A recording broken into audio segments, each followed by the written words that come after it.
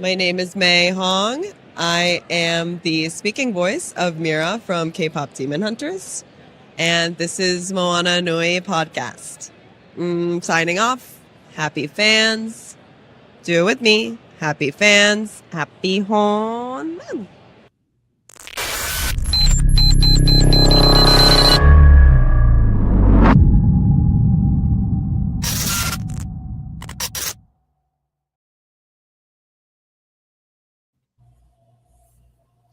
Good evening, people. Happy Black History Month. Indeed, happy Black History Month. In fact, because I'm black, y'all, and I'm black, y'all, and I'm blackity black, and I'm black, y'all. If y'all never saw CB4, it is a canon in American Black history, and you should see the movie. Yeah. Matter of fact, a lot of people that don't understand what rap music used to be and what it turned into could honestly benefit from watching CB4 and understanding how we ended up here. Pretty much, yes. Yeah. Satirical as it is, painfully true. Satire is just sarcasm and truth. Right? So tonight on this episode of THIStory during Black History Month on a Wednesday, Tuesday, whatever day it is, it don't matter. Because you know what we're doing? We're doing Rebels. We're not doing your regular, I have a dream. We marched and we, changed the world, Black history. We're doing F the police type of Black history today. There will not be a story that is shared that will make non-Black people comfortable. All of this is, oh my God, all of it, every little bit. And I also want to preemptively say that every story we share, I support every one of these people. And the more we talk about it, I think you'll come to support them as well. Indeed. Yes. So we're going to start off with, who do you want to start with, James? Oh, wait, you know what? We didn't even introduce ourselves. Hello, I am Joy Stevens. I am your most verbal host of THIStory, and I'm here with my co-host, James. I'm James. That is James. Also known as Miles Simmons on the social medias outside of Facebook. So. Right. And I'm known as Joyride08 everywhere that I want you to find me. So there's that. Yeah. But this energy, we giving this energy all day. Oh, right? Yes. Right here. Oh, yes. So with that being said, you know what? I was gonna go, hey, what's going on, Blurrography? Welcome. I was gonna go in a little bit of order, but James, you tell me who you want to start with and we'll go from there. You know what? We can go with let me check my banners here. Let's start with Denmark Vesey. All right. Denmark Vesey. Let's talk about it. As a matter of fact, I'm glad we started with him because right now we are in an era where people just be wilding out and you don't know who you can trust.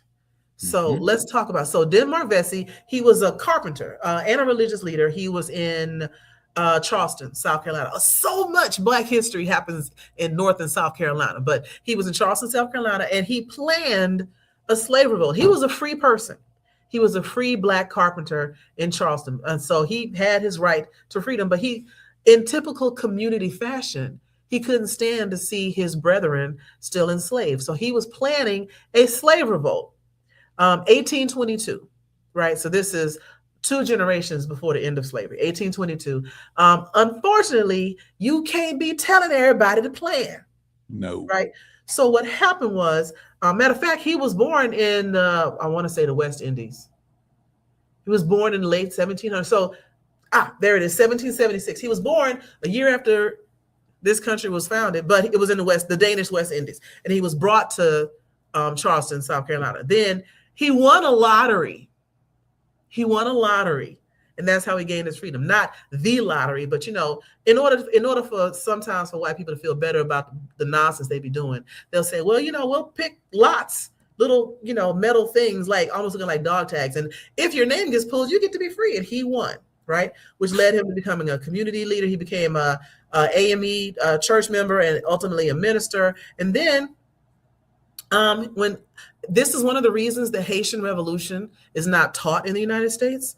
And it's one of the reasons that America as a country never really recognized Haiti as the first predominantly Black free country in the Western Hemisphere because they didn't want to admit the power that those Black people had. So Denmark Vesey was inspired by the Haitian Revolution, and he wanted to lead a slave uprising in Charleston. And he planned it. They were going to set some fires. They were going to get some weapons. Get the guns, get the people, and let's be out. And then they were going to sail to Haiti. Let's go be with the other free people. It was a great plan. They wasn't trying to free everybody. They was trying to free some local people, get everybody we can get, and be out. Now, his rebellion was betrayed by a Black person. No. A slave person sold him out. Wow, bro. This is why Harriet Tubman, that's what we always say, don't argue with people that Harriet Tubman would have shot. You can't be telling everybody the plan. And this person should have been shot. He thought he was going to help this. Can you imagine thinking that you're going to help somebody get to freedom and live a different life in a different country where everybody looks like them and stop their oppression, and all they can do is think, well, Master going to be mad and I'm going to tell. That's pretty much what happened.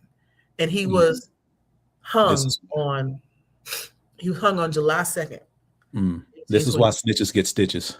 Snitches get stitches. So now there is a what do you call it?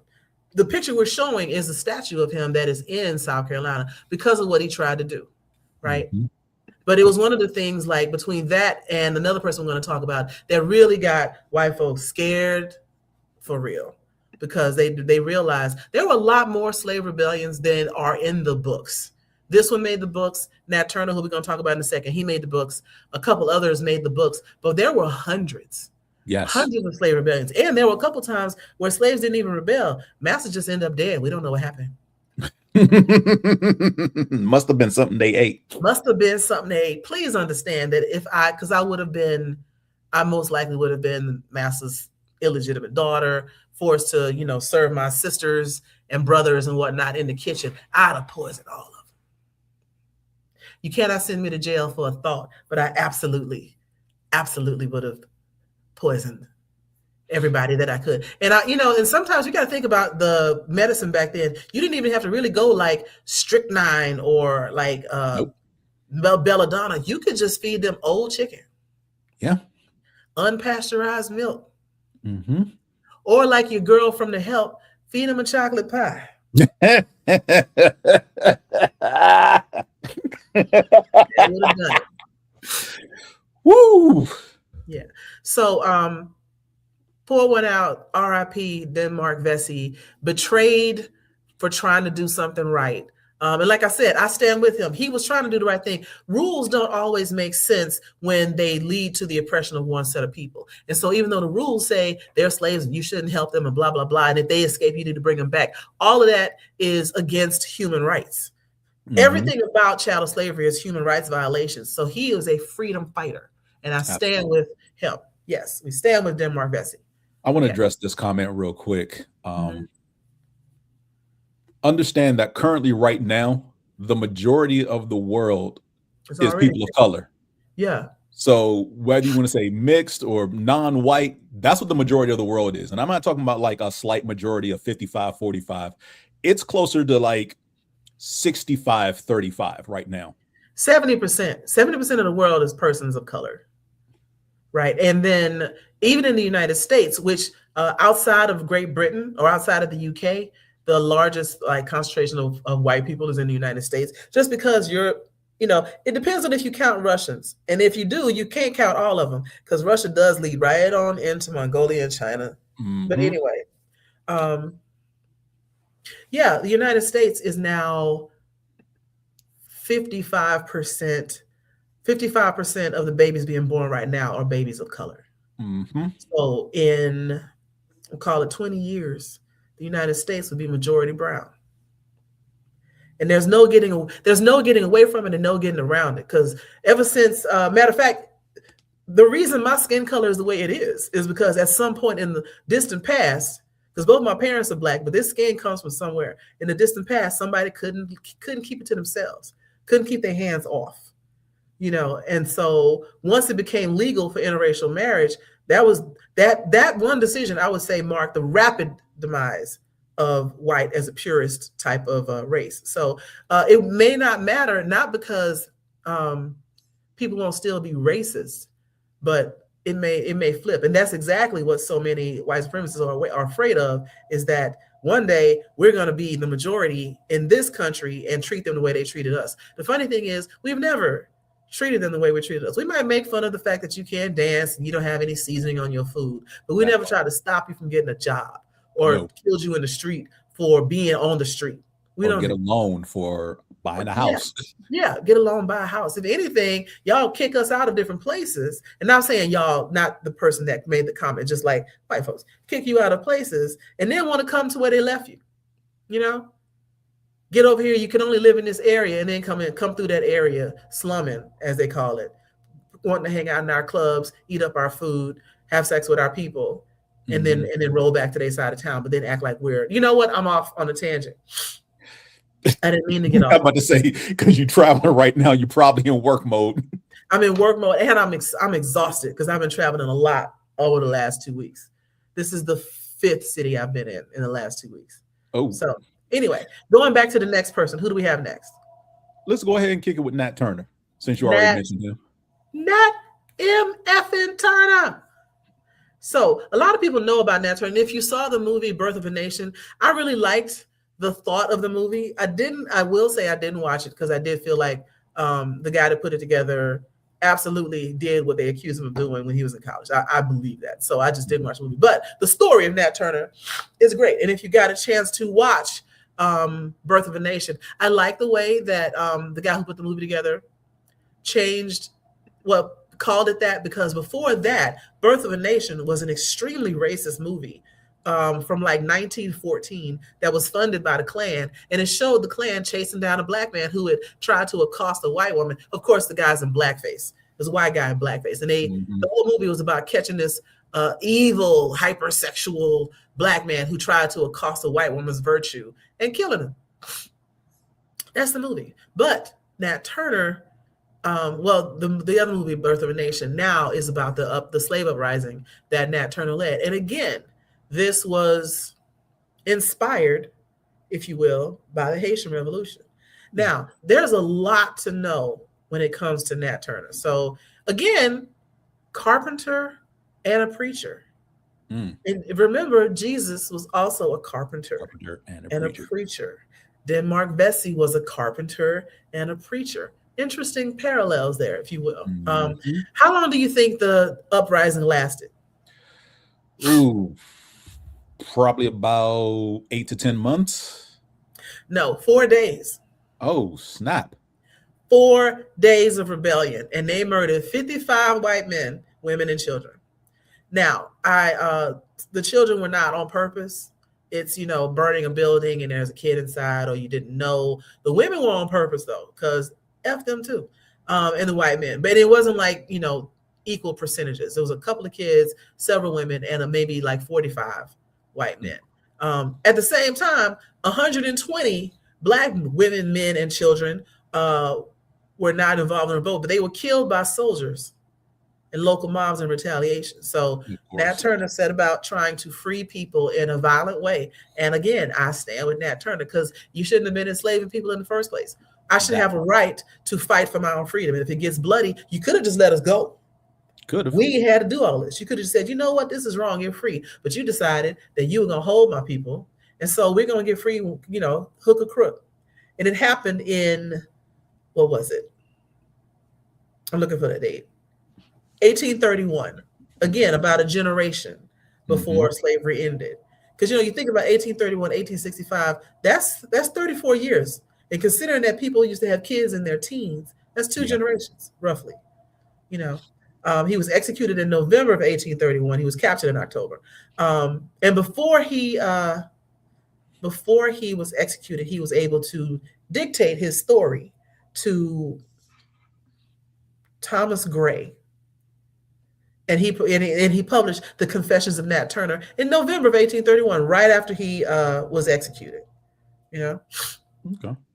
And in 2002, Nat Turner was included on the list of 100 greatest African Americans for leading the slave revolt, because it showed what was possible. You're talking about people who could barely read, or enslaved, because he wasn't free at the time. He had a chance to be a carpenter. They let him, they would, pimp him out to other people and whatnot. So he had skills, but the desire to just be free. Him and Denmark Vesey. And Denmark was a free person, but wanted his other people to be free. This desire for freedom, we talk about life, liberty, and the pursuit of happiness. You can't be happy if you are oppressed. And so, and it's stealing your life, because life expectancy was very short. And so they were fighting for humanity, life, liberty, and the pursuit of happiness. And so, hey, look, it got a little bloody, but it is what it is. Y'all shouldn't have been having slaves. That's on you. Right? You did this to yourself. You did this to yourself. All right. Who do we have next? Let's hit up. Let's see. Who do I have here? Florence Flo Kennedy. Okay. So this is somebody I'm just finding out about as I was doing research for this show. Flo Kennedy.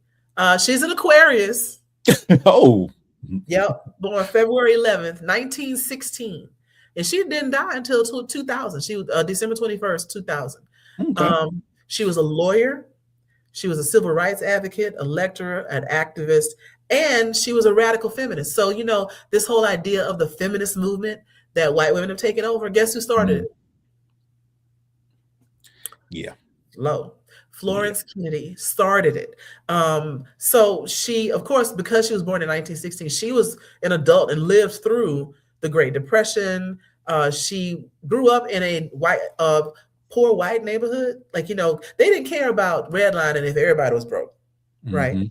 But poverty in the Great Depression. Her father was a Pullman porter. So as far as well-off Black people, she came from middle-class Black, if not upper-class Black, because the Pullman porters were some of the most organized and some of the most well-paid Black laborers of the day. Because remember, we were kept out of most unions. But if your dad was a Pullman porter, y'all had loot,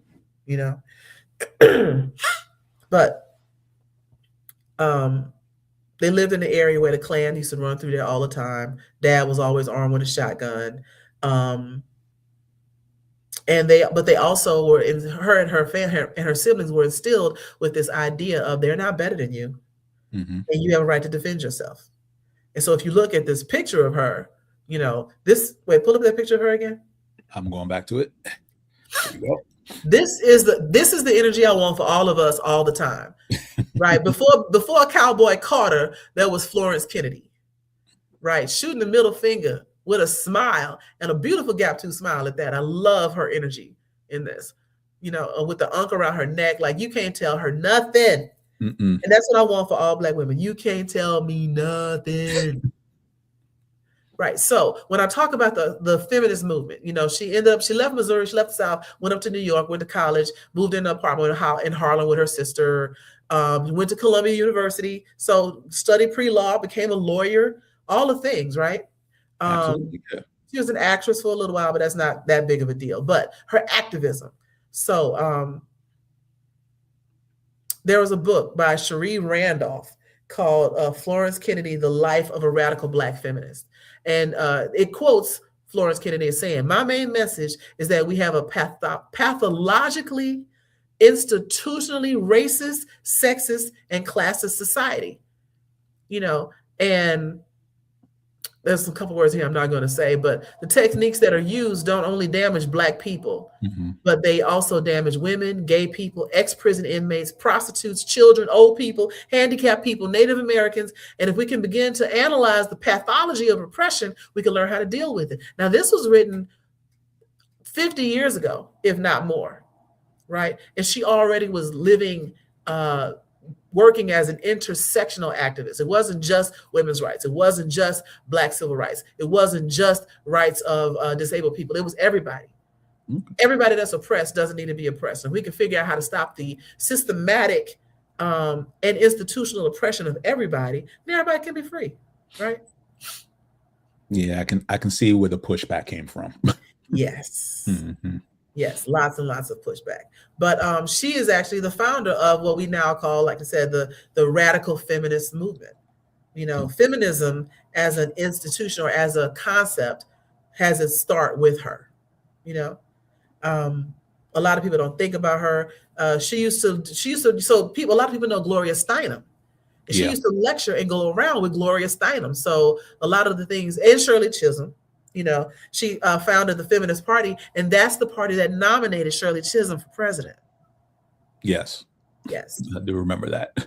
Mm-hmm. So she's a badass. She was badass her whole life. In every sense of the word. In every sense of the word. She was a big force. She was everything that the liberal left thinks they are now, but just they watered it down. She was supporting abortion rights back in the mid 50s, right? And continued to support it until the day that she died. Okay. Insane. All right. Who do we have next? Next, let's hit up Assata Shakur. Assata Shakur. Now, do you want to start this one, or do you want me to begin it? You can start. The part I'm going to interject with can wait till the end. Okay. So this is something else I didn't find out until I got deeper into Assata Shakur's history. I remember this lyric from a Public Enemy song. Something Dakota, supporter of Chesimard. And I never really knew who Chesimard was. And I was young, so I never bothered to look it up. Her name was Joanne Chesimard. That's her original name. So that's who they're talking about in that Public Enemy song. But she changed her name to Assata Shakur. And she was a member of the BLA, the Black Liberation Army. And to mind you, this is in the 60s, right? Mm-hmm. And I'm going to get this straight so I don't talk about it again. Assata Shakur is not Tupac Shakur's mother. She is his godmother, though. Afeni Shakur is Tupac's mother. And her and Assata were friends. They were really good friends. And so she did have a hand in shaping a young Tupac's, ideology and life and et cetera, et cetera. But just going down through, there's so much that she has done that it's hard to just, I'm scrolling through her Wikipedia. There's so much she was done, but there's a lot. So she was what she's most famous for, unfortunately, though, is that she is was a fugitive from the law. Here's the thing, though. The big thing that happened was that she had a shootout with the cops in New Jersey on the New Jersey Turnpike. They got stopped. It was a BS stop, as tends to be, right, in the 60s. And so she got stopped. They had it out, ended up in a shootout, and a cop was killed, her and a few other people. A cop was killed. She was injured. Another cop was injured.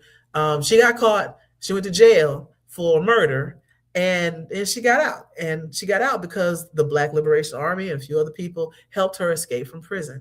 And then she went to Cuba, and Cuba was like, girl, whatever, come on down here. Vámonos. And she ended up spending the rest of her life in Cuba, and Cuba would never send her back to the United States. Never. Right. And you think about propaganda. I know I was taught when I was young that Cuba was this terrible place with a fascist dictator government, and they were the worst. And then as I got older, I was like, but they protected Assata Shakur, though. What's really going on? And then you discover that it's not anything that you were taught in school. You were taught that way because America's been a propaganda machine for generations, since its inception, actually. And they wanted you to believe that Cuba was bad, and that Cuba was the devil, and that Cuba was evil, and that Castro was terrible. But then you go to Cuba, and people was like, nah, he's all right. He got his issues, but I mean, he's cool. Anyway, she stayed down there for the rest of her life. But she was a member of the Black Panther Party, but only briefly. She really was. That was before she became a member of the Black Liberation Army, and that's where she spent most of her time. Yes.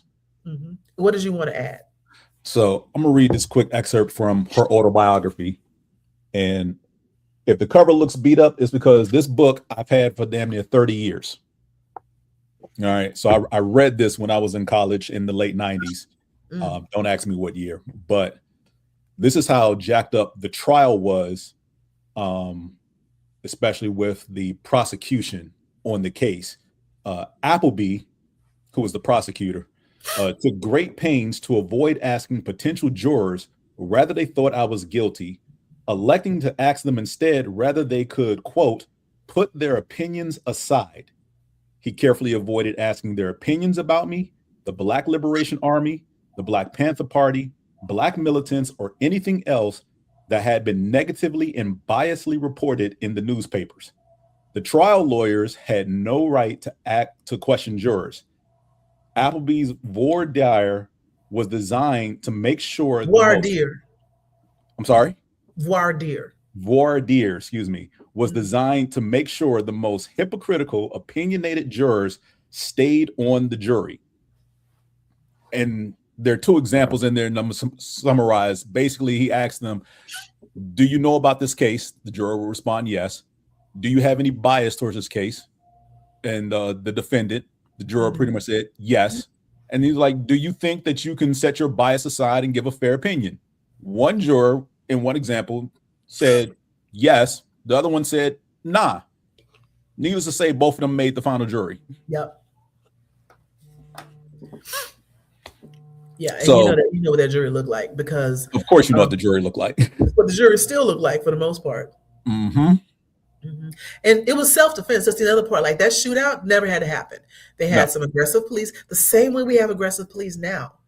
Unfortunately for the police, they picked the wrong one on the right day, and these folks were armed to defend themselves, and they defended themselves. And it's hard to get people who have not lived the Black experience to understand that you are under attack quite often. We've lost a lot of people. I'm talking thousands of folks to police violence. It only makes the news when it's recorded or egregious. And you think about how many people just went up missing or were murdered, and then the cops just told a lie about them or whatever, because once upon a time, Black people couldn't testify in court. Black people couldn't be on a jury. There were very few, if any, Black lawyers until you got to like the 60s, right? So, having a fair trial was never a thing. You were accused of whatever they accused you of. And think about how that stacks the numbers in the statistics people like to spout today. Well, Black people have always been more guilty of crime. No, Black people have gone to jail for things. Yes. You haven't even done. Been executed for things that other people have done and pinned on them. Think about the movie Rosewood. A white woman is having an affair with a white man. He beats her. She can't tell her husband where these bruises came from, so she blames it on a Black man, and they burned a whole town to the ground. Stole the land, kept the land, and then 50 years later said, well, if any of your kids are still surviving, they can go to college for free in Florida. All because a white woman told a lie. Emmett Till lost his life because a white woman told a lie. On her deathbed, admitted that she told a lie. Right. And I hope she burns forever for it. I told you this was not going to make people comfortable tonight. Because why would you wait that long? Trying to go to heaven. I hope she got to heaven and Jesus was Black and he was like, nah, girl, and just sit on it's interesting to think about heaven, because my version of heaven don't have none of them there. Does heaven have neighborhoods? Is there redlining in heaven? Because I feel like there's some people I don't want to see in heaven. They better not be there. That part. That part. Okay. Because I always think about the thing with certain, like, I don't want to ascribe this to a religion, but I know there are certain aspects of other religions that say, you'll get like 72 virgins in heaven if you die for the religion. And my thing is, how is that heaven for them? Oh, point. Yeah. It feels very unfair. It seems a bit lopsided, to say the least. Yeah. Nobody else talks about that part. Right. But this is what happens when, a society is completely run by only men. Yep. And I don't understand the obsession with wanting virgins in this day and age. I do. But I'm not going to talk about that. You know what we'll do? Since March is Women's History Month. Oh, there we go. Women historical figures, especially the ones that have been overlooked or had their stuff stolen by men. Looking at you, Marie Curie, and the lady that decoded the DNA strands. And two men took her to her information. We'll get into that next month. So come back next month at the end of March. We're going to have women in history and how men have messed them over. Yes. Yeah. Just another tangent, because intrusive thoughts. White women, I want to talk to you right now. Listen to me. Stop letting these white men push you off of cliffs. Okay? I spent a good hour earlier today on Threads reading about this thing called Alpine divorce. The Alpine divorce, bruh. The Alpine divorce is when a guy takes a girl hiking or diving. There were some episodes of people going diving and leaving them out there. No. You go hiking on a mountain or whatever, and then, he's like, I'm gonna be right back. I'm gonna go pee, and just leave you on a mountain. Matter of fact, one guy had done it twice. And the first girl went missing. Nobody ever knew what happened to her. Second girl, he pushed her off the cliff. She lived, came back to, attempted murder. And then they found the other girl. He put her in the same spot like 15 years later. Isn't that wild? But this is some white people shit. And the reason I say that is because we tend to not go hiking. We tend to not go diving. And maybe I wonder now if that wasn't our inner intuition, survival instinct, like, don't go out there with the white people. By yourself, alone. Because we have seen that happen, like black girl mysteriously dying at a sleepover. Yes. The black boy who was wrapped up, they said he wrapped himself up in a gym mat and died. No. Yeah. Not even. They drowned a black boy just to see if they could. And then they try to cover it all up. Yeah, don't go nowhere with white men. You have a better chance with the bear. At least the bear would lead you to food or something. They just leave you out there. Or one lady, and the thing I saw, all of these ladies were talking about how they got left somewhere. And I'm like, why y'all keep dating these people? And one lady said that she went diving and the guy swam back to the boat and convinced the people on the boat that she was on the boat and just in the bathroom, and they drove away. And she had to swim back to shore by herself from a diving expedition. That's not close to shore. That's at least a mile out. That's miles out. Yes. And she just had, I think, a trawler picked her up and got her the rest of the way back. Isn't that crazy? Oh my gosh. At least you knew where the shoreline was. Right? Because I'd have just been like, I'm just out here. Blue everywhere, basically. Like, what way did we? Yeah. You just follow, and you try to follow you'd have to get real meta with it and be like, okay, if I look at the map of the world or whatever, I know that I am in the ocean off the coast of Belize.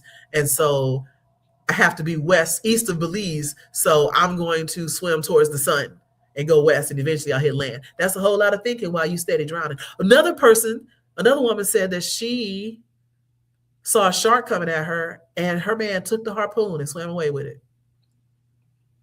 That's attempted murder.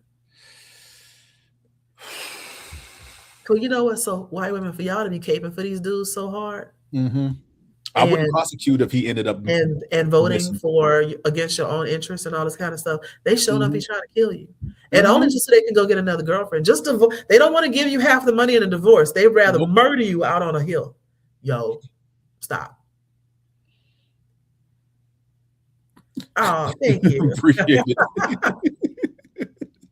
We told you it was not. Look, your sensibilities be damned tonight. Yes. And so who do we have next? Let's go ahead and hit the Stoner Rebellion. The Stoner Rebellion. Okay, let's talk about it, because the Stoner Rebellion is how do I want to put this?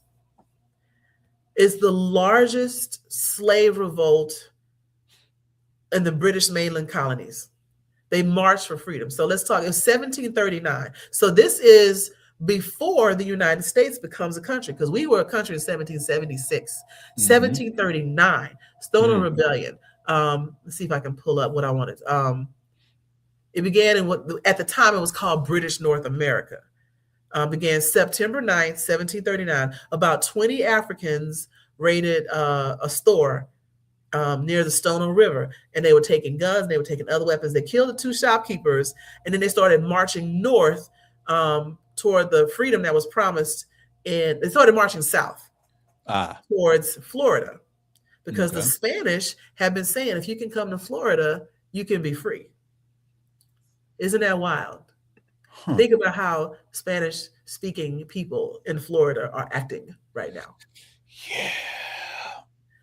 Yeah. So anyway, it began, like I said, it only lasted, let me see if I can pull up how long it lasted. It was the largest slave rebellion. So it started in September 9th, 1739. 25 colonists and about 50 or so African slaves or enslaved African people. The leaders were from Congo, and they were Catholic. And so, a lot of people like to think that people who found religion or are highly religious lack or suppress that desire to rebel or desire to be free. No. These are Congolese Catholics who are like, yeah, no, we're not doing this no more. I think the leader is a guy named Jimmy, Jemmy, or Cato, Cato. Both have been reported, but this is so long ago. And of course, when you're not trying to talk about slave rebellions, you really don't want to be bringing up no names. But you know where it started, right? Guess. What state always be starting shit? Texas.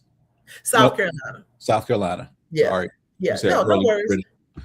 When in doubt, it's South Carolina. Yeah. You don't know, just say South Carolina. Yeah. So the South Carolina militia was formed or was assembled to put down this rebellion. Okay. And 20 or so people were killed, 20 more were executed. And this was people killed by the slaves, right? They went on a murdering spree. What did I say at the beginning of the show? We stand with everybody we talk about. Mm-hmm. So they killed, they got intercepted near the Edisto River in South Carolina. But they made it another 30 miles before they finally got defeated. And it lasted about a week and a half, maybe 10 days. So they did a lot of murdering in them 10 days. Oops. Yeah, and this is one of the reasons, because remember, this is 1739. Right. So the Security Act of 1739 required all white men to carry guns at all times, even to church. And you think about open carry laws that we have now. Whenever you hear white people talk about we need to protect ourselves, that is their DNA memory, remembering how black folks got loose and got at them. And so that's why they always feel like they got to protect themselves. They still remember that they are old and ass whooping. So, what else did I want to talk about? There was something else I wanted to talk about from this. They spoke Portuguese. Nice. A lot of them. So this is also another reason, because remember, this is before the country was really, really formed. But slavery in the United States started in the 1600s. They've been slaves in the United States for over 100 years at this point. A little 120 years at this point. But it's one of the reasons that they wouldn't let slaves learn to read. And it's one of the reasons that they wouldn't let slaves speak their native languages. But they forgot that, everybody isn't monolingual. A lot of these enslaved people from either Angola or the Congo, they spoke Portuguese. And so they could speak that to each other, and they were forming their rebellion. And Portuguese and Spanish are not the same language, but similar to like French and Latin, you can kind of figure it out. That's why they were speaking to the Portuguese speaking and the Spanish speaking people in Florida. Oh, we can be free down here. Oh, here we come. We're on our way. They just got stopped. Almost. So close. So close. But it also is one of the reasons that they started splitting up slaves when they came into the United States, because we can't have y'all knowing each other and talking to each other and having similar backgrounds. Y'all, and so splitting up, separating parents, separating kids, separating people from the same villages, and basically mix and matching everybody and sending them off in different places was to stop the opportunity of folks getting to know each other, having any common background, and being able to foment rebellion. So if we find out we have nothing in common, it's going to be hard to communicate. Different languages, different backgrounds, and you don't know who to trust. You don't know who anybody is, and all of y'all are struggling to learn this hodgepodge language of English about people who also don't know English well. It was a mess. It was a whole mess. But I always find it interesting that during all these slave revolts, it never became too unpopular. It never became a losing premise. The money was always so good, because basically you printing money, you got free money, you got people that you can beat up, and have them do your bidding. And for the price of,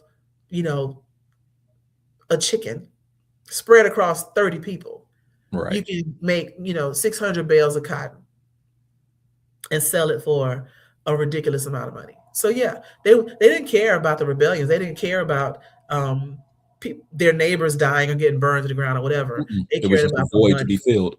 Right. And so rather than free people that are asking to be free, they're like, no, we're just going to get better at cutting out loopholes for you to get yourself free. Mm-hmm. Yeah. So Stono Rebellion is something else for y'all to look up. Okay. All right. Next up on the hit parade. Next up is Mary Ellen Pleasant. Mary Ellen. I love this story because Mary Ellen Pleasant was that chick. Light skin power to the rescue.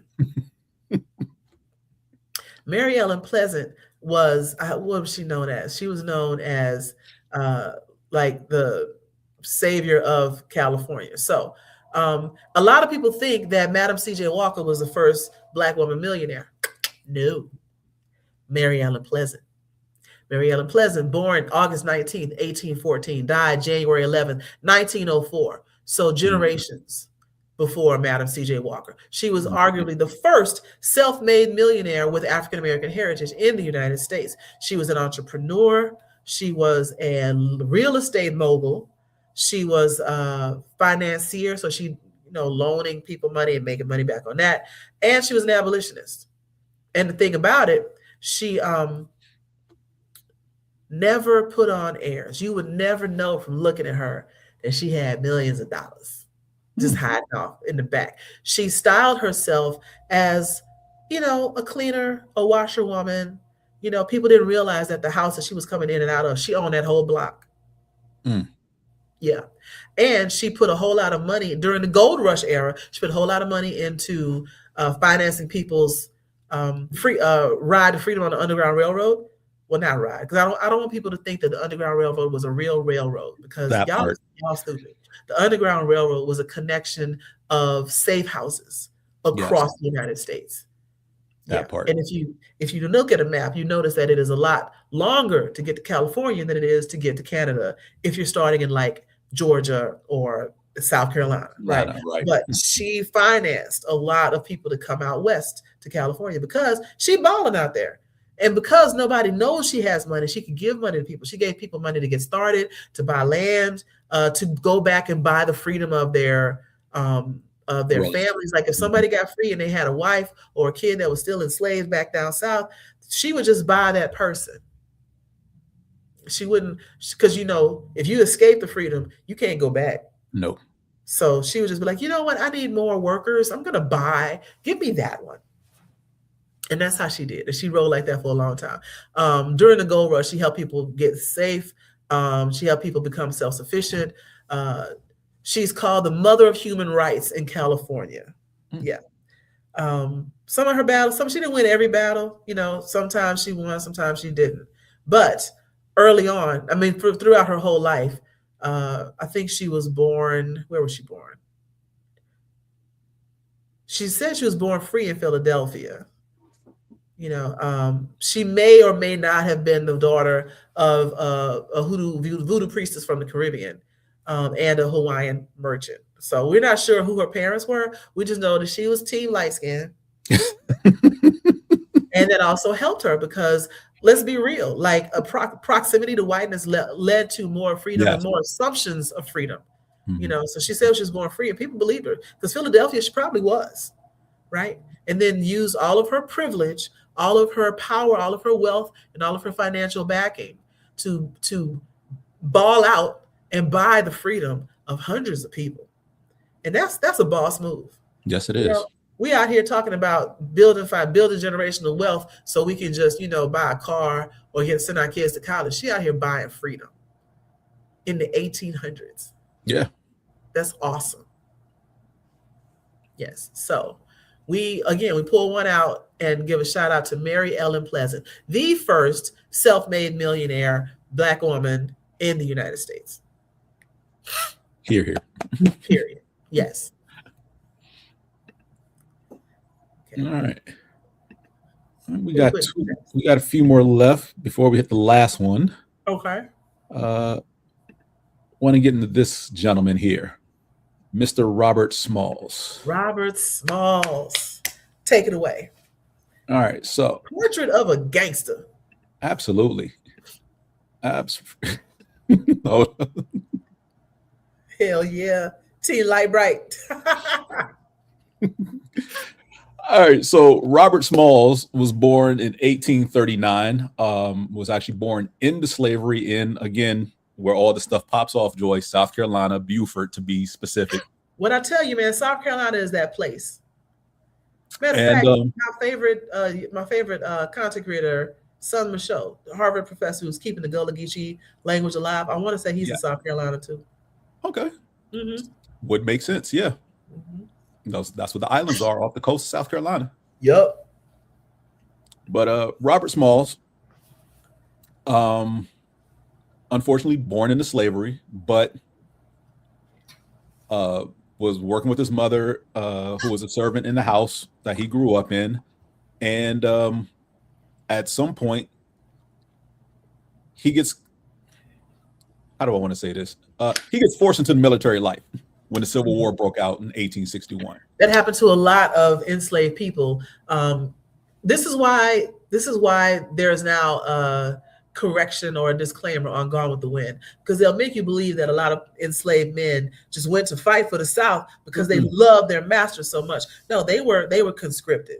They were conscripted into service by their masters because those with money were commissioned officers, and their troops were either the slave hands that they had, who were, lower ranking officers below them, or the slaves that they had on their property were conscripted into service. And that's another reason that was a stupid proposition to begin with, because if you conscript me to be a slave, first off, they wouldn't give them weapons. But I'm not cooking. I'm gonna act a whole ass the whole time. I'm gonna be the laziest, slowest, shiftless Negro you ever saw. All right, so Mr. Robert Smalls here was conscripted by his slave master to serve aboard the Plantier, a ship that was stationed in Charleston, South Carolina. Traveled basically made supply runs mostly from South Carolina to Florida, ports and forts along the coastline. And on May 12th, 1862, the 3 white officers who were on the boat when it came into port left the ship with basically the entire all-black crew left on the boat, which is a custom for them to do. They've done this many times thinking nothing was going to happen. But again, May 12th, 1862, Robert Smalls and the crew pretty much was like, tonight's the night. Yep. That's one. Tonight is the night. So as those 3 white officers disembarked to go into town to drink and do whatever it is they normally do, Robert Smalls and his crew pretty much left the ship, found their families, snuck them on the boat, convinced the white officers that this was, the usual familial visit, got them on the boat. Some of them, they had to make it look like they were leaving the ship. So as they left the ship, they looped around to fool the other ships that were in dock. Got them back aboard, and under the cover of night, left. Hit every Confederate checkpoint as they sailed north. They knew the signs for the checkpoint. And they knew all the signs. They knew all the signals. Robert Smalls knew everything like the back of his hand. He knew the routes. And even though his people was like, hey, maybe we should steer wide of this fort, or, not end up too close to this fort, he was like, nah, we're going to travel the same route, the same way, because if we do anything slightly out of the ordinary, we may get found out. So we're going to do everything is business as usual. I know the signs. I know the whistle blows to give when we go past certain checkpoints. And it wasn't until they got to Fort Sumter. By this point, it was already too late. The white soldiers there pretty much saw everything was copacetic, let them go, and then realized once they were way out of gun range, the white officers weren't there. Yep. Oh, and those white officers, they were all court-martialed. As they should have been. Dereliction of duty. Exactly. What was you doing? You out here rabble rousing out at the brothels and the saloons, and your whole boat got stolen by people that can't read. So at this point, Smalls is only 23. He turned the ship over to the Union Army. They were so impressed by him and the crew having navigated through all the Confederate checkpoints, made it up to them. They were basically given their freedom. Those who wanted to leave the military service were allowed to leave. Smalls and the rest of his group decided, you know what, we just want to kick it and we're going to work with the Union. What do you need us to do? Because here's a buttload of information I have, right? Here are all the signals. Here are all the travel routes. Here's all the locations. Here's the armaments of all the ports. Like, if y'all want to start raiding stuff along the South Carolina coast, we can get it popping. And let's talk about that, because I'm sick of the narrative that, Abraham Lincoln wrote a letter and freed the slaves. That's not what happened. The Emancipation Proclamation put the nail in the coffin, but throughout the entire Civil War, Black people fought for their own freedom. They either drug their feet if they were conscripted to the Confederate Army, or if they made it free, they came back and worked as spies, like Harriet Tubman, and as soldiers in the Union Army. And even when they made it to freedom, if you remember the movie Glory, they still didn't want to give them guns. And so this idea that racism is a Southern thing is a misunderstanding. All white people in the United States is racist. All of them. All of them. Even the abolitionists didn't think that Black people should be humanized. They didn't think they should vote. They didn't think that they deserve equal rights. They just didn't think they should be enslaved. Very similar to, like, you don't want to see a dog get abused, but you don't want that dog eating off your table, right? That part. Same thing, right? And so Black people put a lot of work and effort into freeing themselves. And the North didn't have the intel to win that war. Matter of fact, it was a very close thing. If some of the money that Queen Charlotte, Queen Charlotte, close to my homegirl, I dressed as her for Dragon Con, but she did some bullshit. But that money had made it to the South because Queen Charlotte was interested in destabilizing the United States so they could get their colonies back. But she wanted the South to win so they could tear all that shit up, because then Great Britain comes in as a massive power and takes over all these little fiefdoms, right? It would have been simple, but they messed that up. Having that intel, knowing where they held the supplies, the Black people know all of this because the Black folks are the ones stocking all the supplies, putting all the horses up, carrying all the boxes of guns from one place to another, carrying the gold from one place to another, because God forbid the Southerners do their own backbreaking work. And then if one of them get free, hey, I know they got a warehouse full of XYZ over here. I know that if you go up, follow the river up 2 miles, and you'll find their hideout. Yeah, you can't win the war without Black people. So this idea that enslaved Africans were just sitting around a plantation, shelling peanuts, waiting to be free, is some nonsense. They fought for their freedom. And if the North doesn't have that advantage, they don't win that war. They don't. And so, thank you for the Emancipation Proclamation, but we did it mostly ourselves. Absolutely. So in the end, again, Smalls served basically everyone who stayed on the ship. They let him run the ship. He piloted it on numerous missions to either subdue Southern forts or help his white counterparts escape being ambushed to get out. He was eventually promoted to captain. He later served as a politician. Yeah. And he go back and buy the plantation he used to work on? I believe so. Yep. And that's why he became a plantation. That was his business. Yeah. In 1866, he went into business in Beaufort, where he was from. I'm trying to get to the point here. Yeah, but basically the plantation, in summation, yes, he did take over the plantation where he grew up. Yeah. Now, you talk about a movie that needs to be made. Instead of Robert, we're going to put that comment up in just a second, but instead of remaking all these movies about slavery, let's make a movie about, they did a movie about Nat Turner, but let's do a movie about Robert Smalls. That's a great story. Right. And he was fluent in the Gullah dialect. That would be awesome. Ooh, Son Michaud could play him in the movie. That'd be awesome. But put up this quote about this, Robert. I always thought it was weird. We have Confederate statues, Like, weren't they a foreign country as soon as they seceded? Yes, you're right. And do we have statues of other foreign soldiers we are at war with? Absolutely not. No other country. So this is, okay, so what you're speaking to is one of the fundamental, we out here. That's my boy.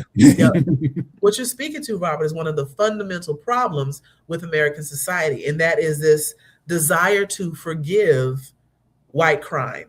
And if you can't forgive it, place the blame for somebody else. So I mentioned before, like, Black people weren't allowed to testify, they weren't allowed to be lawyers, et cetera, et cetera. A lot of white crime was blamed on Black people.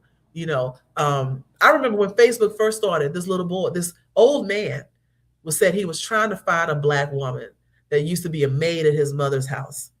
And he wanted to find her and apologize to her before he died, because when he was young, he broke his glasses that, you know, his mom told him, don't break your glasses. He broke them, and he stole the money that they were supposed to pay the maid off the table so he could go buy another pair of glasses, and his mom would never know that he broke his glasses. The woman who's supposed to get paid just goes and talks to her employer and says, you know, can I have my check? And the lady's like, well, can I have my cash? And the lady's like, your money was on the table. She's like, there's no money on the table. You must have stolen it. You're a thief. Fire that woman, blacklisted her so she couldn't get hired anywhere else. And that boy kept his mouth shut.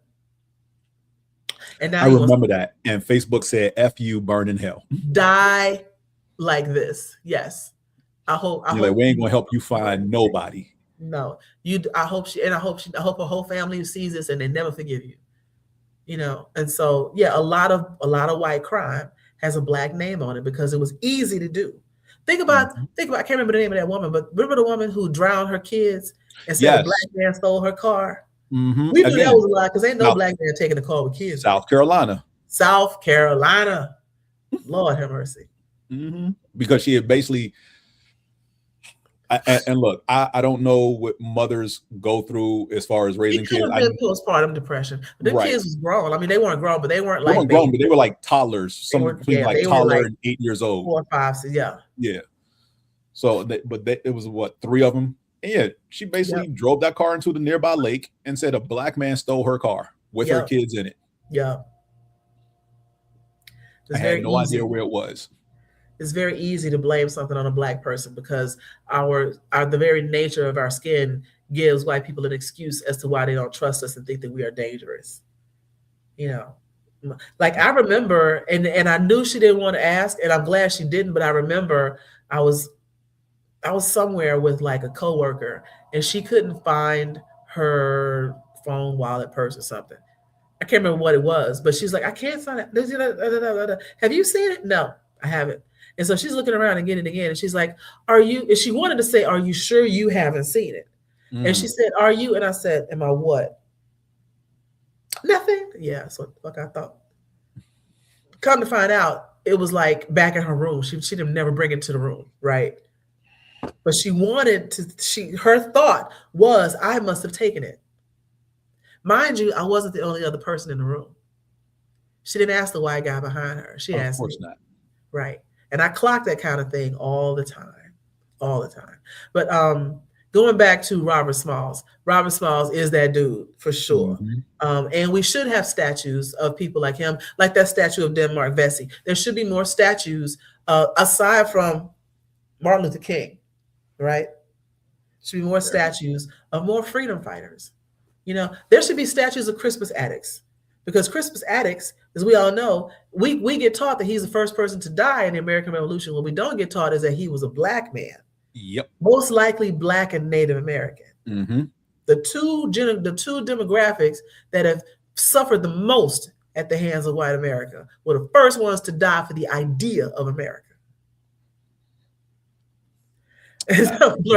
Was this episode sponsored? Yes, this episode is brought to you in part by Black AF History by Michael Harriot, available in other places besides Amazon right now. But go and buy the book and read it. A lot of this is in there.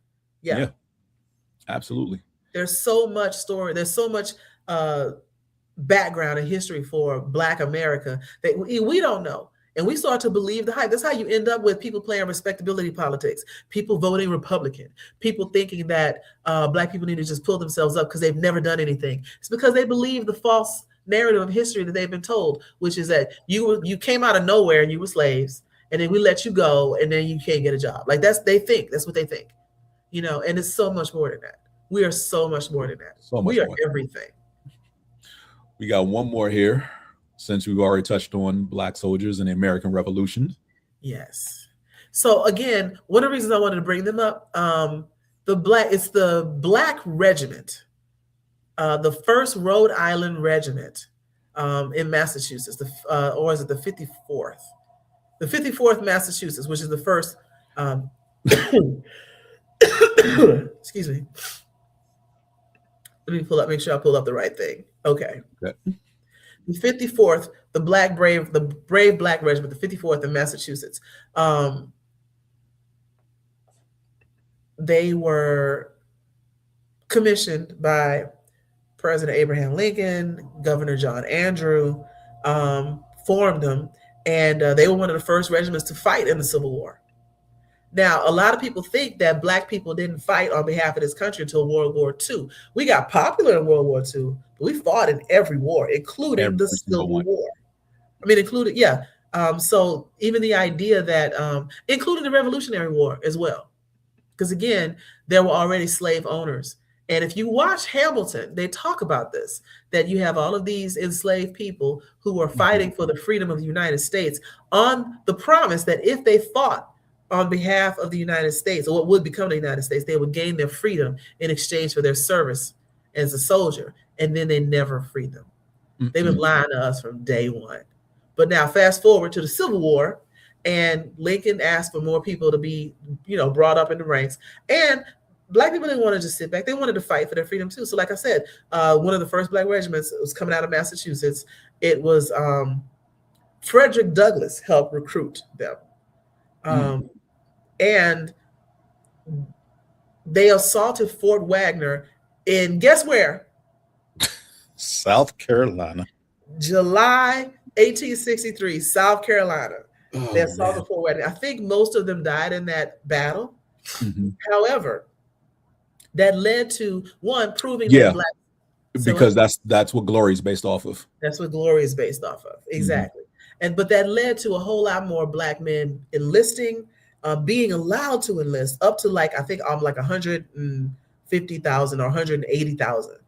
A whole lot more Black men enlisted. So there's again this idea that Black people are just sitting back waiting to be freed. 180,000 Black men enlisted in the Union Army during the Civil War to fight for the freedom of their families, their brethren, their community, to be freed up out of the South. So there's that. And I also want to give a shout out. I don't have a picture of them or anything, but I also want to give a shout out to the Harlem Hellfighters. Oh, yes. Of World War I. Harlem Hellfighters, again, all Black troop, because of course segregation, out of Harlem, went to fight in World War I. And they were the most feared regiment because they wouldn't die. They were so gangster with it. Germany was afraid of them. Italy was afraid of them. And they got decorated by France and Great Britain for their bravery, came back home to the N-word, right? Yeah. And their history had been lost to time for a long time because people just didn't want to see Black excellence. The same with the Tuskegee Airmen, right? Never lost an escorted plane over to World War II. But you don't hear about how great they were, right? You just hear about how they had bad planes and, there was some Black people that did something over there, whatever. But anyway, let's talk about Patton, right? So yeah, we've always been here. We've always been great. We've always fought for freedom for ourselves and for others. And we've always been them dudes and those women, right? And so I want anybody who can hear this to remember that if you are a member of the African diaspora, there's greatness in your blood. Absolutely. Never let anybody tell you different. And stop trying to impress other folks and impress yourself. Be great. Yeah. So, matter of fact, a lot of people didn't hear about the Harlem Hellfighters until Battlefield 1941, I think, or 1914 came out. It was set in World War I, and the cover of the video game. This is back when you got hard copy video games. The cover of the video game was a Black soldier. And young white men lost their shit because they felt like, why y'all got to make everything woke? There wasn't even any black men in World War I. There were no soldiers like that. Oh, excuse the hell out of you. And that's where their story gained more traction. And similar to how people didn't learn about the Tulsa Massacre until either Lovecraft Country or Watchmen. You know, and so keep bringing these things up. Keep making sure people know, so they know, again, that there's greatness in all of us. Absolutely. So freaking lutely, because I think the Harlem Hellfires, I think the first time I heard about them was an episode of the Cosby Show.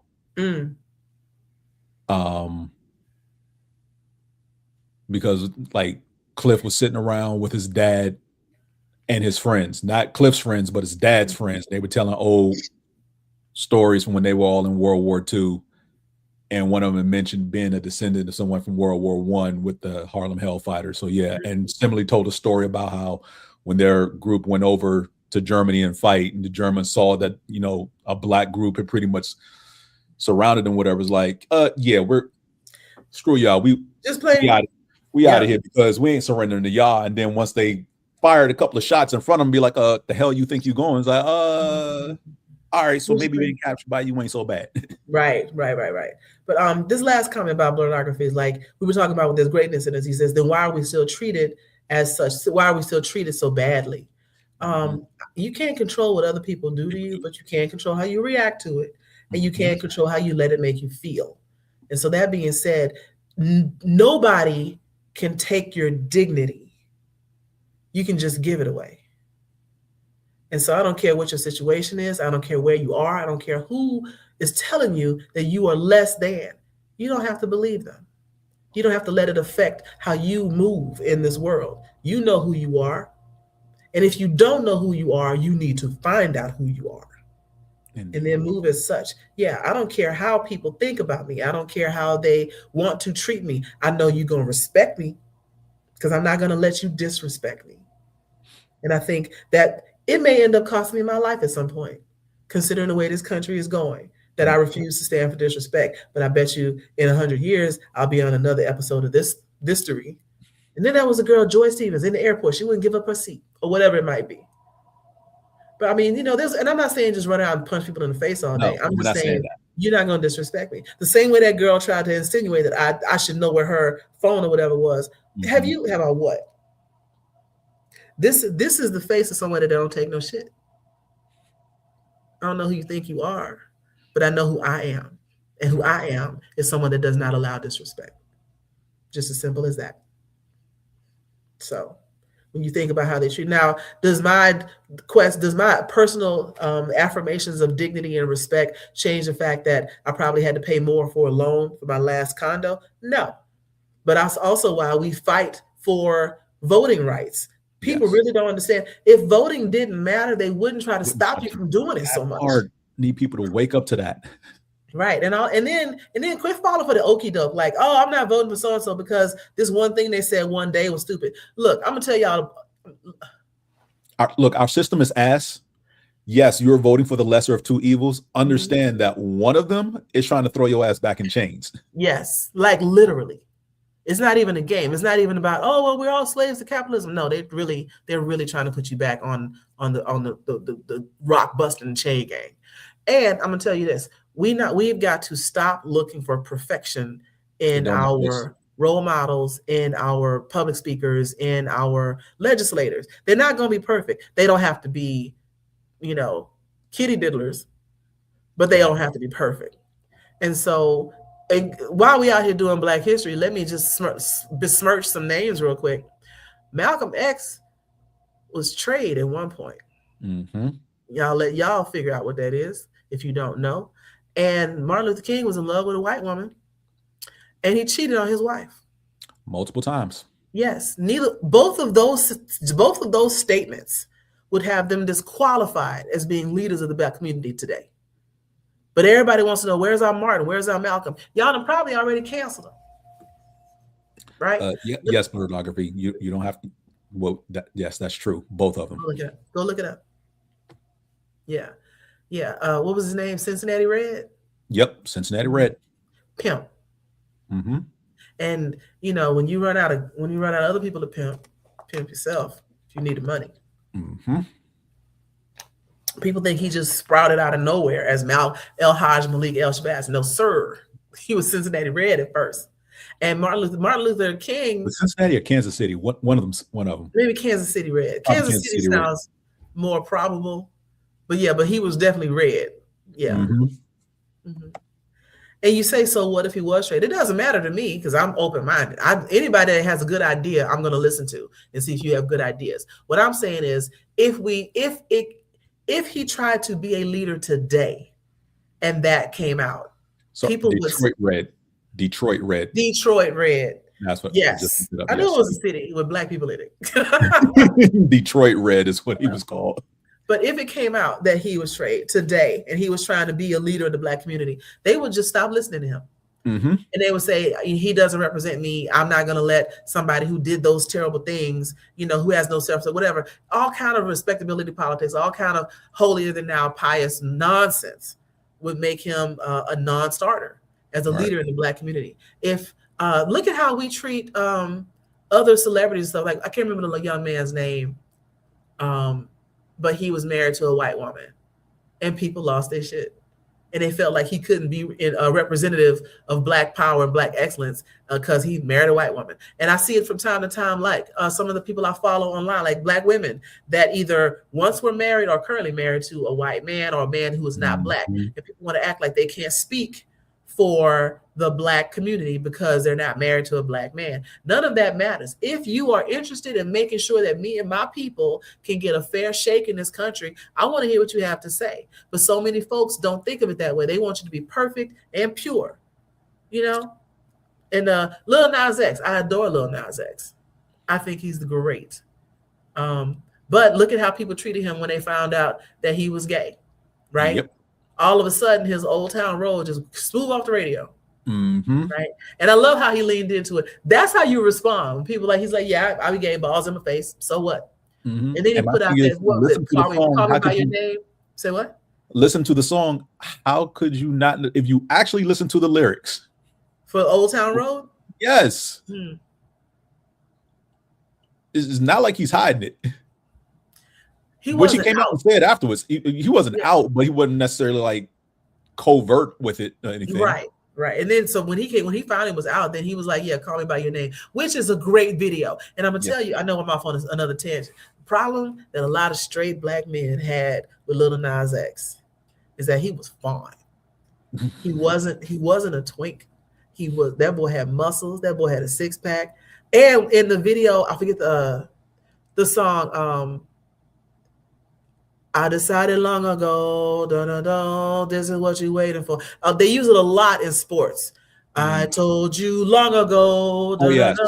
Yeah, that one. The video for that is insane because it starts off with him in prison, and he is in prison running things. Yeah, he didn't pulled his pockets out, got two dudes holding him. He's that dude, right? And being able to hold on to his masculinity and his strength at the same time as being wholly a gay man scared the shit out of a lot of straight black men.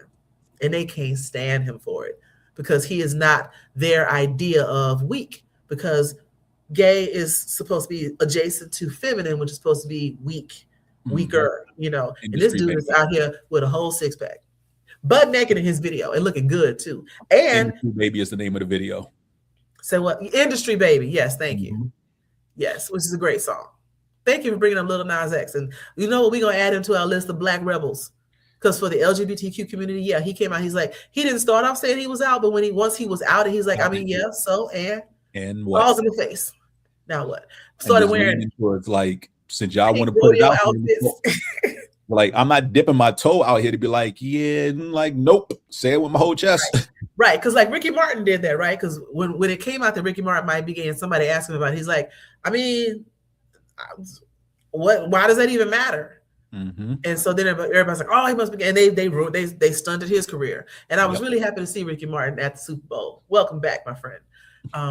But yeah, Lil Nas X is like, yeah, I'm not doing it. And when I talk about dignity, you can't take his dignity. You can't embarrass him by stating that he is who he is, because he's not embarrassed about who he is.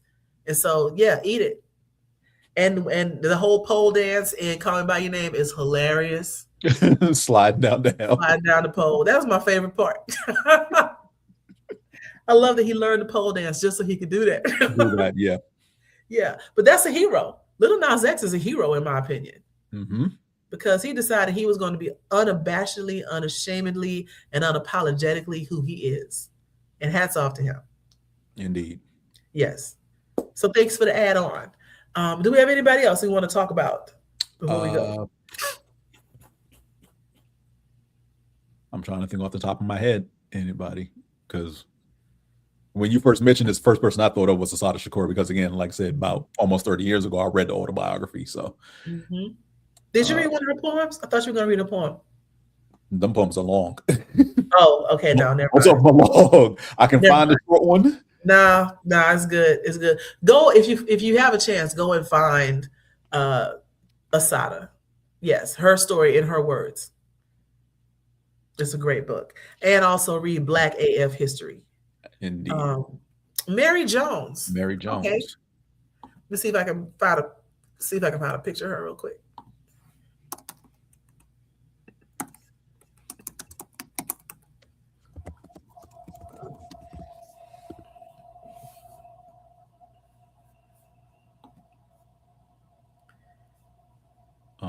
So Mother Jones, same person. Gotcha. Here we go.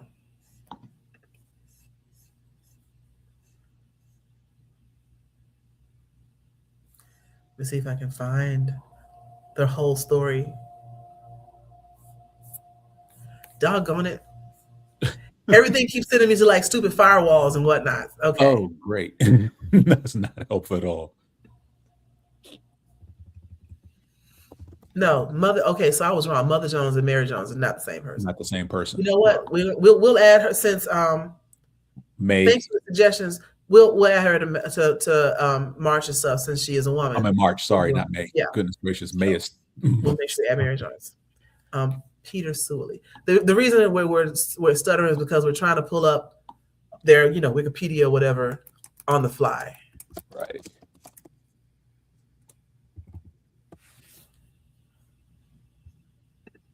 Oh, yes, let's talk about it. Uh-oh. Okay, so this is one and the same. Now it all makes sense. I did not realize, and I should have, because there's a book called Black on Both Sides. I have it and I haven't finished. I haven't read it. But thank you. Mary Jones, also known as, formerly known as Peter Sewley. But Black on Both Sides is a collection of essay stories and like history around the history of gender fluidity in Black America. Because a lot of people think like gay people just popped up after Stonewall and Marsha P. Johnson, but they've been around since before the end of slavery. Mm-hmm. Matter of fact, the first balls, as we would know them today, happened around the turn of the century. They used to arrest the old boy all the time. There we go. This is our friend we're talking right now, Peter Sewley. So born 1836 to 1853. He didn't live that long. He was a sex worker. I think he would rather have been known as transgender, but at the time, most likely cross-dressing is what they would have called it at the time. Yeah. Mm-hmm. They would wear suits by day and then at night turn up. Oh, wait, you know what? Apparently he had a prosthetic vagina. I don't know how that works in the 1800s. But he had that time frame. I'm trying to wrap my head around that. He had a fleshlight back in the 1800s. Yeah, pretty much. I mean, what else you gonna call it? But so before there was Cardi B, there was Mary Jones, who would engage in sexual acts for money with men of different races, and whatnot, and rob them. This is awesome. And went to jail in New York a lot. Yeah, so June 11th, 1836. Mind you, this slavery is still a thing. So June 11th in New York, 1836, a man who had, did the deed with Mary Jones realized when he got home that his wallet was gone. Oops. Mm-hmm. And so when they arrested Mary Jones, Mary was found to have male genitalia, and that's how the whole story broke, right? And so when he was asked why he was dressed in feminine attire, I have been in the practice. This is in their own voice.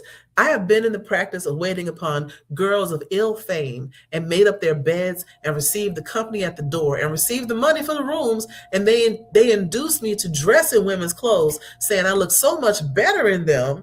And I have always attended parties among the people of my own color dressed this way. And in New Orleans, I always dress this way. And that makes perfect sense. Because New Orleans, right? But honestly, if you follow the people I follow online, there's a whole lot of dudes that's way finer than girls in the same outfit. They got legs for days. They look good in heels. Give them a couple socks and they fill out, and they look amazing. They got it's usually the legs and the snatch waist. There's nothing to hate about it. I mean, RuPaul's Drag Race has always been one of my favorite shows, and some of them, even in quick drag, just a little bit of lipstick and a wig look better than me, right? And so I can see it being like, especially given a lot of men's proportions, as long as they're not too tall, their proportions make it easy for them to wear women's couture clothing or women's clothing. Mm-hmm. Matter of fact, if I'm not mistaken, RuPaul, when RuPaul being her and RuPaul Charles being him, RuPaul, when she first got started, was modeling as a man. And then they needed a woman to wear some stuff. And they're like, Ru, you do it. And he walked the runway in like a bustier and a wig and whatnot, and towed the place down. And that became their thing, and a glorious life and future and media mogulness grew out of that, But yeah, there's a lot. Clothes are not made for curves a lot of the times. If you look at the models, they are very flat, very narrow, and that could be a very unisex. Sorry. What? Toothpicks.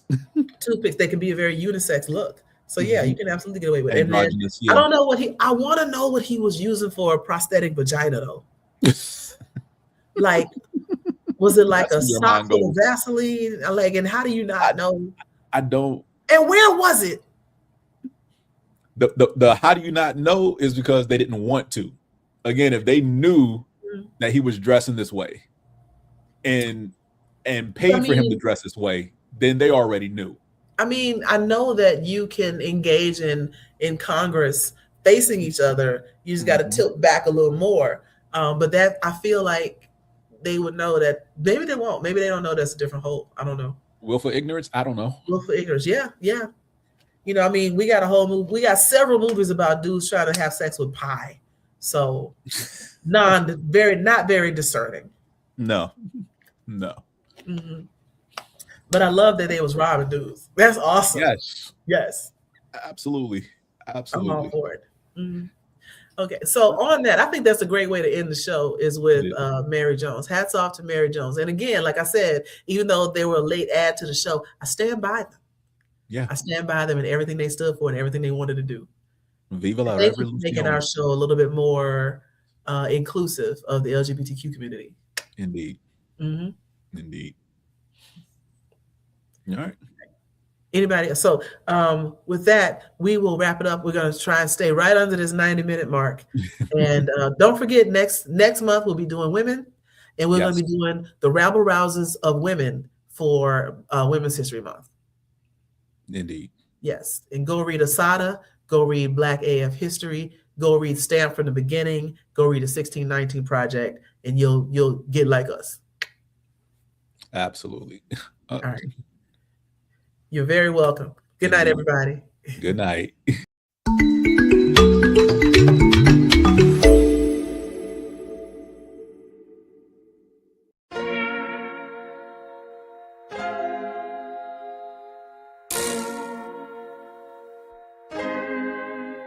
So many stories left to tell, even if we have to ourselves. Can't keep history on the shelf. If they won't tell it, we will. If this the land of the free, it was a freedom then, when they annexed Hawaii and called it Cedar Lands, without any type of payment and no signing off. Called themselves a republic in 1894. 1.2 million acres overtaken from the native Hawaiians. When they resisted, the West retaliated in violence and erasure. The Hawaiian language is banned as part of colonialism's plan to expand, yeah. Stuck between a rock and a hard place. Multiple bombings of Kaho'olawe as a part of their ongoing war with Asia. Used it as a place for target practice. No consent or compensation. Colonizers call for annexation. The work of all the locals. School will never let you know. So many stories left to tell, even if we have to ourselves. Can keep history on the shelf. If we won't tell it, we will. Too many stories left to tell, even if we have to ourselves. Can keep history on the shelf. If we won't tell it, we will. We will. So if you put Hawaii into perspective, well, Black and Asian history is interconnected. Considering the fight with the Pacific, then of course versus Asia, they was treated as a middleman for war, but didn't let the Western colorism run its course. Cause dark skin was a sign of dignity to core. The land was taken in the name of capitalism, when prior to it was an actual kingdom. Clap back at the system. Stuck between a rock and a hard place. Multiple bombings of Kaho'olawe as a part of their ongoing war with Asia. Used it as a place for target practice. No consent or compensation. Colonizers call for annexation. The work of all the locals. School will never let you know. So many stories left to tell, even if we have to ourselves. Can keep history on the shelf. If we won't tell it, we will. Too many stories left to tell, even if we have to ourselves. Can keep history on the shelf. If we won't tell it, we will. So many stories left to tell, even if we have to ourselves. Can keep history on the shelf. If we won't tell it, we will. Too many stories left to tell, even if we have to ourselves. Can keep history on the shelf. If we won't tell it, we will. We will.